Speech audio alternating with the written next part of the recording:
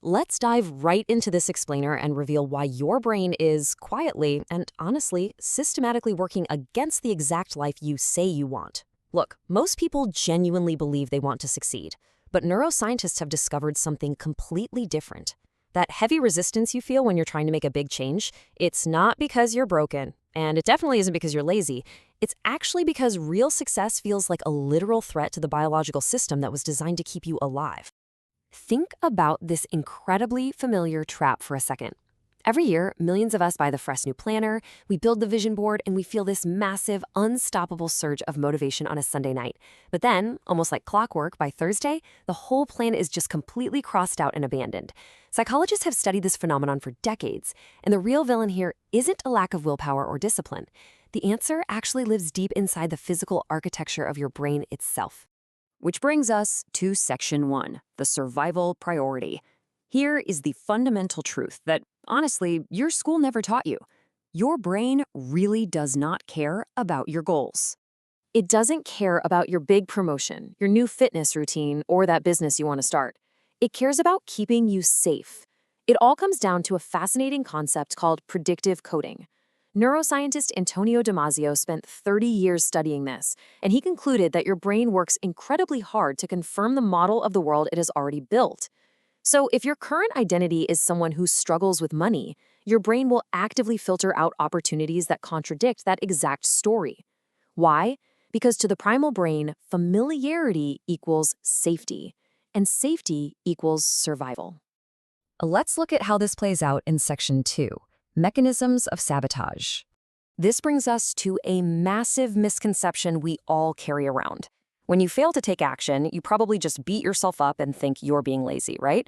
Well, back in the 1950s, psychologists Robert Yerkes and John Dodson discovered that our performance peaks at moderate stress, but it completely collapses when stress gets too high.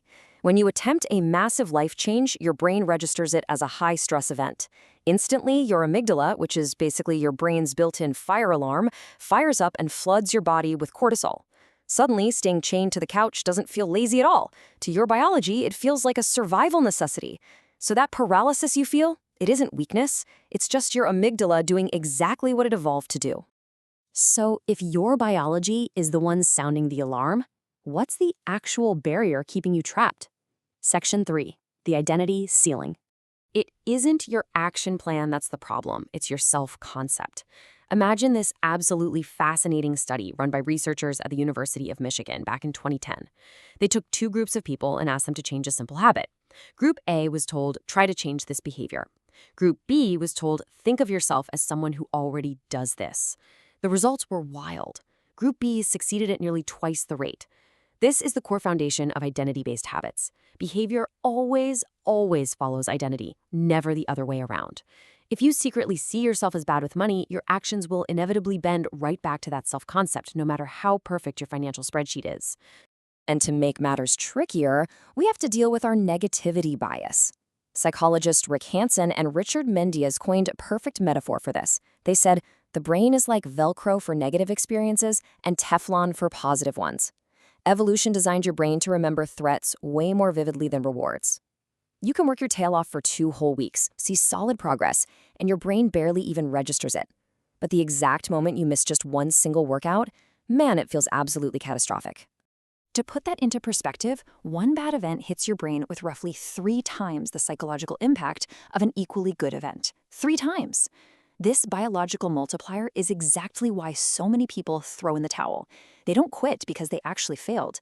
They quit because their brain chemically amplified a tiny setback and pretty much erased all of their amazing progress. Now you might be wondering, what is happening in your brain when you aren't even trying to do anything? Let's dive into Section 4, the default mode network. Get this, a landmark Harvard study found that mind-wandering occurs during nearly 47% of our waking hours. Yes, almost half of your day. When you aren't actively focused on a task, your brain doesn't just rest. It activates the default mode network. Think of this as your brain's background mode. It's a hub for daydreaming, self-reflection, and, most dangerously, self-criticism. Left totally unchecked, this network acts like a 24-hour anxiety machine, endlessly replaying your past mistakes and projecting future failures. Okay, take a breath. We've mapped the minefield. We know our neurology is essentially wired for sabotage. So how on earth do high achievers overcome it? Well, Section 5, the science-backed fix. The secret is they don't have different brains than you do. They just have a deliberate practice of overriding these exact biases. Let's map out a clear flowchart of 3 steps you can take to start working with your neurology instead of constantly fighting against it. 1. Name the threat. 2. Shrink the action. And 3. Audit your identity. Let's break these down so you can actually apply them today. Step 1 is all about taming that internal alarm system. When you feel that massive, heavy resistance right before starting something important, stop fighting it. Name it out loud. Literally say, my brain is reading this as a threat.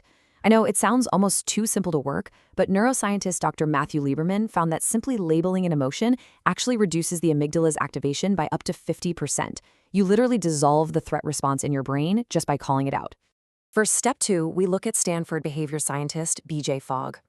He found that the sheer size of your intended action determines the intensity of your brain's resistance. If your goal is to write a book, your amygdala panics. The alarm blares. But if your goal is just to write one sentence, the alarm stays completely quiet. You have to shrink the action until it feels almost embarrassing. That keeps the threat level at absolute 0, so you can actually build up some momentum. And finally, step 3, audit your identity. Remember that identity ceiling we talked about? Your brain fiercely protects the story you believe about yourself. To change it, you need to take one area where you feel stuck and identify what kind of person you currently believe you are in that area. Then, every single morning for 30 days, write down one sentence that reframes it. Now, actually, scratch that. This isn't just some fluffy affirmation. It has to be a small, true statement you can actually believe. Something like, I am someone who is learning to manage money. Small, true, and repeated. That is how you physically rewire your self-concept. So, the absolutely crucial takeaway here, your brain is not broken. It's just doing exactly what millions of years of evolution designed it to do. But modern success requires walking straight toward discomfort and tolerating a whole lot of uncertainty. Now that you can clearly see the systems at play, the negativity bias, the identity ceiling, that loud amygdala alarm, you can finally stop fighting yourself. So, as we wrap up this explainer, I want to leave you with a question. Will you spend the rest of your life letting a primal survival mechanism dictate your future? Or are you finally ready to take the pen and rewrite your self-concept from the ground up?